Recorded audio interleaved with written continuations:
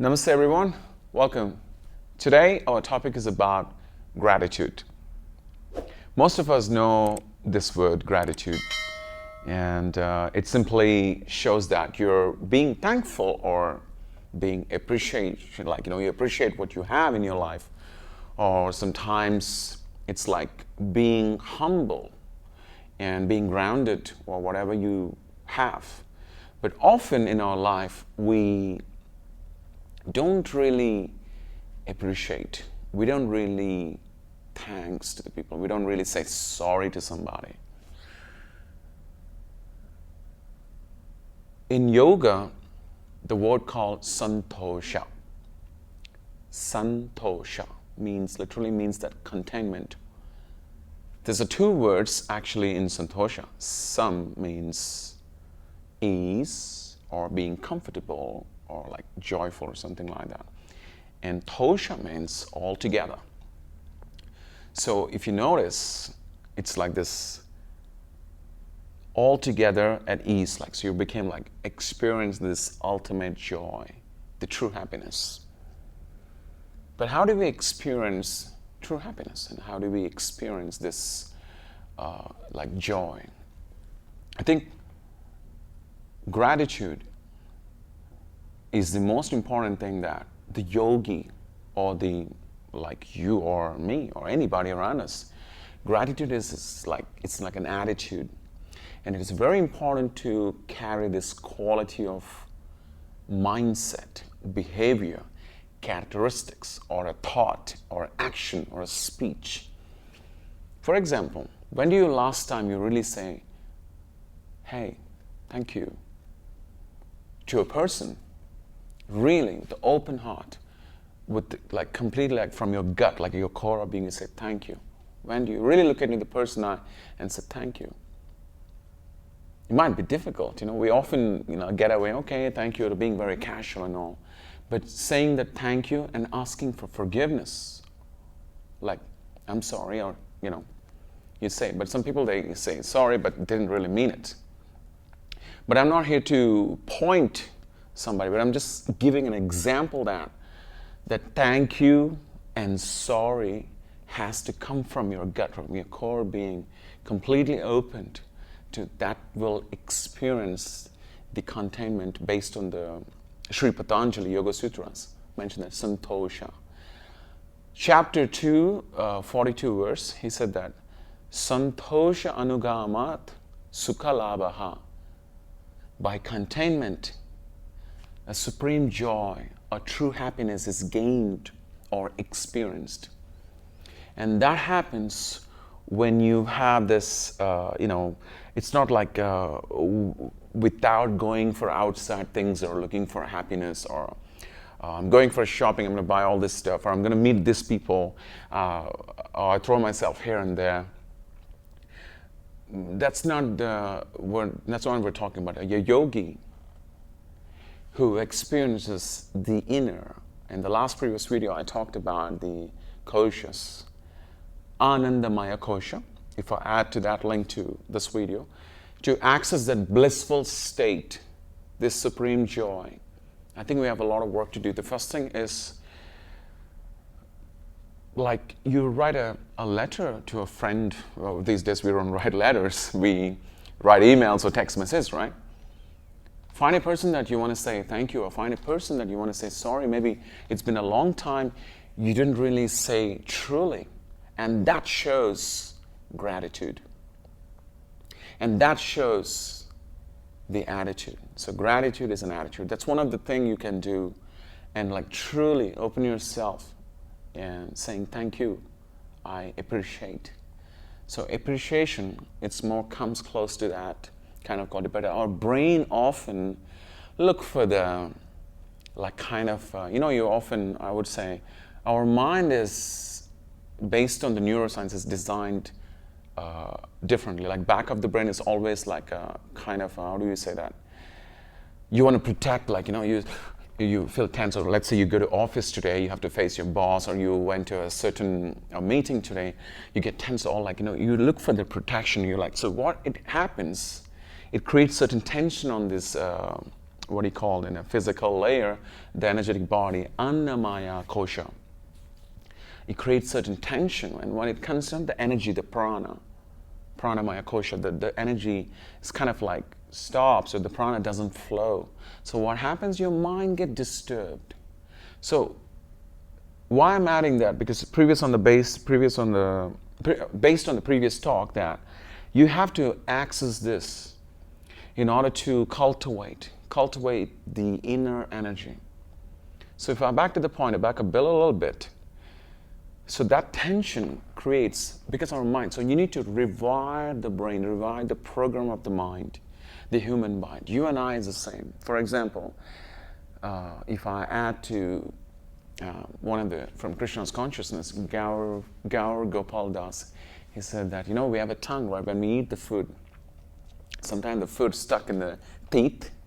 And what we do, we try to we stand up, we try to go, but there's something stuck in the middle of the teeth, the food or something, a fiber, when you eat a vegetable or a meat, something like that gets stuck.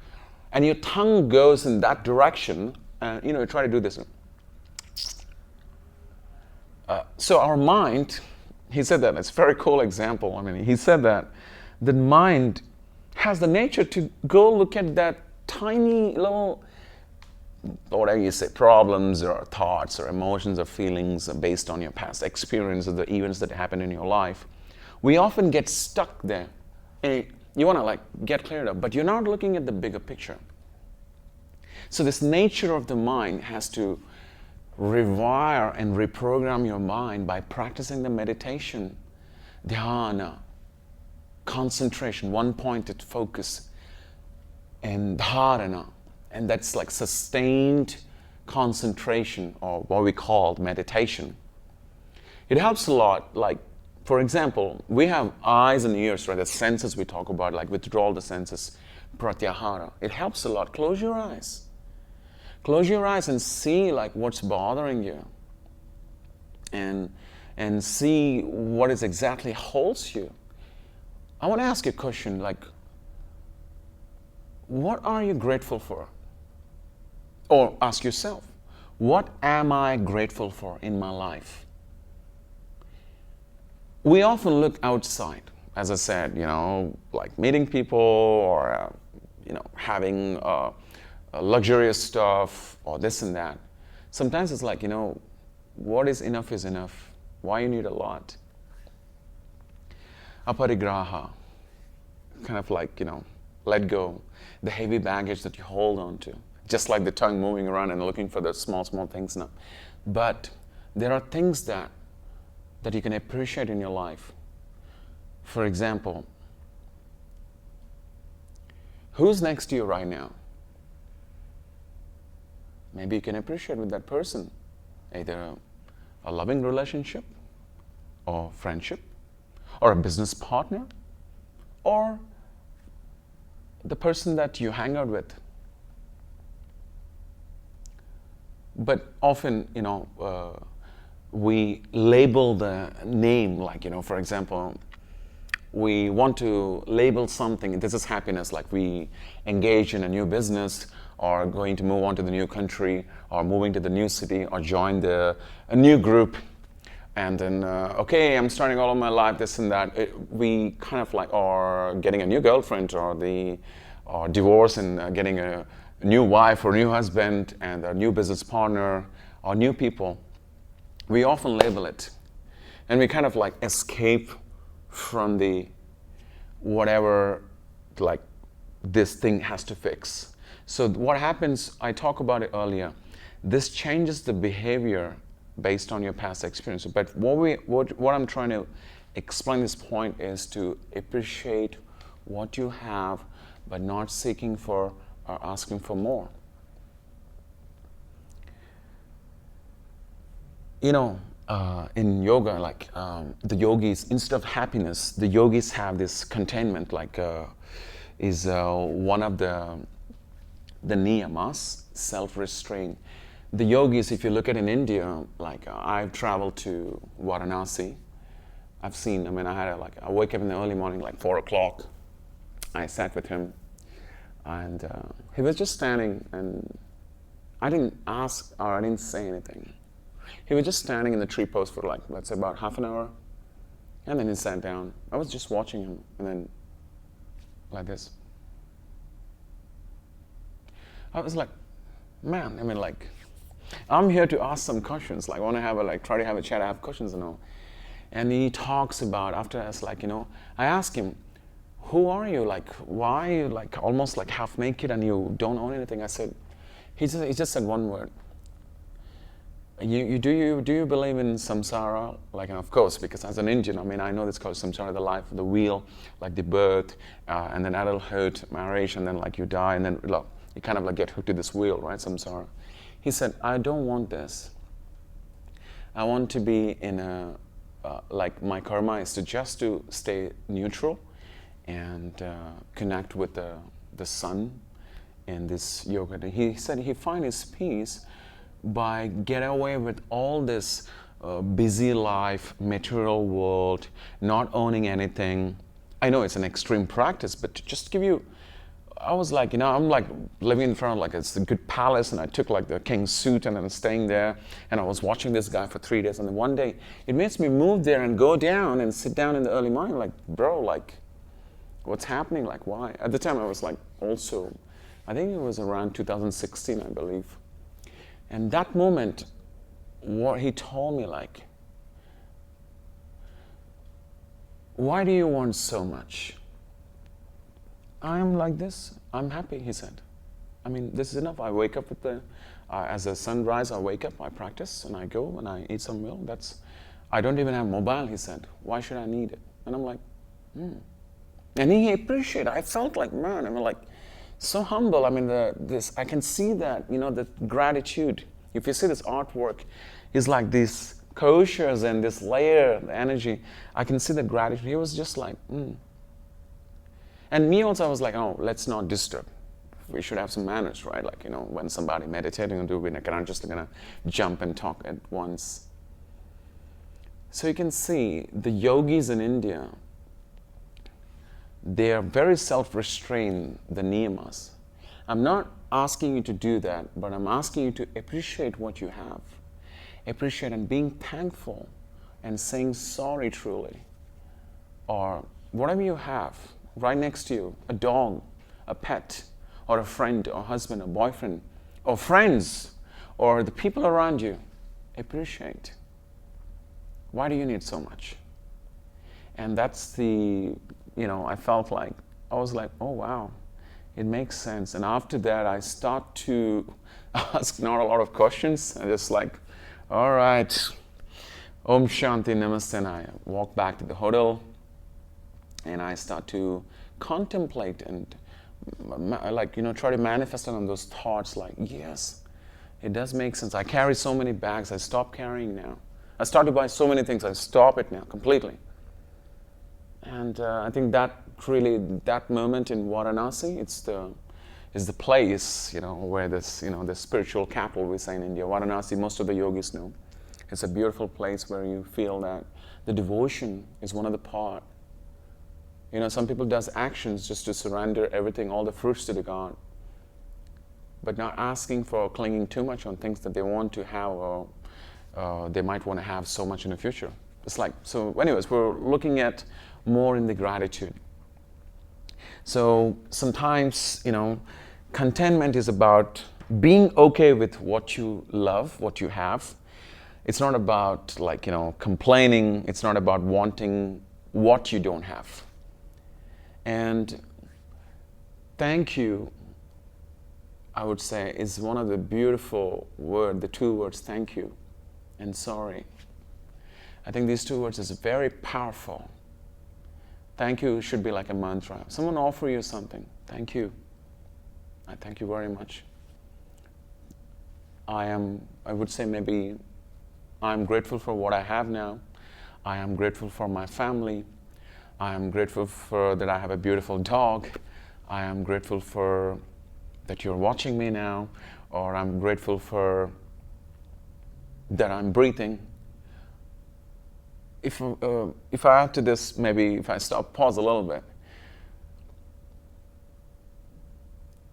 If I put your head in the underwater, for example, the first of all, you think about what? Your bank accounts, or your relationship, or your parents or friends, or your shopping list, or that what you have, the properties. The first thing you'll think about is you want to breathe. I know it's quite straightforward, but just give you like a very straightforward, direct example. So you be grateful that you're still breathing. You be grateful that you're living. There are people no hands, no legs, and there are people can't see, there are people can't hear. But you know, we often say the words that people hurt. So watch what you're saying. Be careful what you listen. Like input of the positive stuff, as I told earlier, rewiring the program. Our mind tends to look for that, looking at so much negativity. This is the mind nature. That's why in yoga, practicing the contentment, santosha, and gratitude, being thankful of what you have, it really helps a lot. It helps you to, like, you know, even reduce stress levels down. Your anxiety can be less, and also you can manage your health, and also it can cure the illness based on the scientific evidence. You're like, okay, this is what I have. I'm happy. You know, it sounds, oh, no, I want this, I want that. Like, you know, oh, yeah, let's go here, let's go there. Often you look for outside and up. That's why I ask you once again, what are you grateful for? Or you ask yourself, what am I grateful for? Write it down. One at a time, make a list. People, things, or anything that you want to add at the blog, like people, things, do's and don'ts, like whatever it is, just write it down. Do a journal. It can help a lot, starting from now, if you can.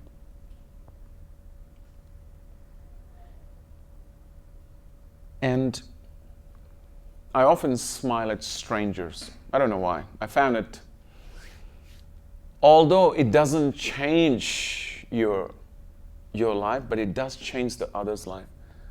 Or maybe sometimes it seems strange, but like you're looking at a smile. But that smile has to be from the heart. And also offering a hug or shake hand with a gentleman. When you see a certain gentleman, let's say somebody come in the lift, like you're not going to like put your head down and check your phone, like, that's like, hi, good morning. I don't think changes. We often we're not communicating these days. Communication, open-hearted, also shows that gratitude, that you're willing to communicate. And being an active sincere listener. If speaking is silver, silence is golden. You might have heard this word. And it also shows this, it's like this gratitude. It's like gratitude is like sometimes like a rewarding. So that attitude, my friend, you need to have. That's what my sharing today comes from this, it's like, do your best. Sometimes that not the amount that you do, small or big, it doesn't matter. Just do your best and do good. And that's what it shows, this practicing gratitude can remind you of the power of simple things in a life, and it improves your generosity towards others, and also help you to create a stronger relationship with yourself and with everyone around you.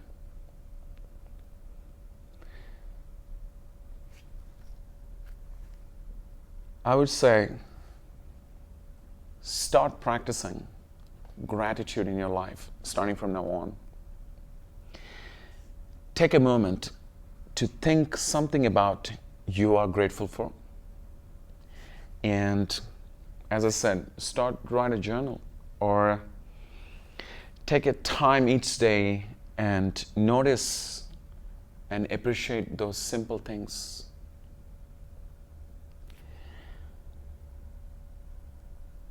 The path toward, how do I say that? The path toward contentment and a happier life in no time, it's like, I'm not sure I put it in the right way or not. I think the ultimate, this joy comes from, I think it's from inside, not from the outside.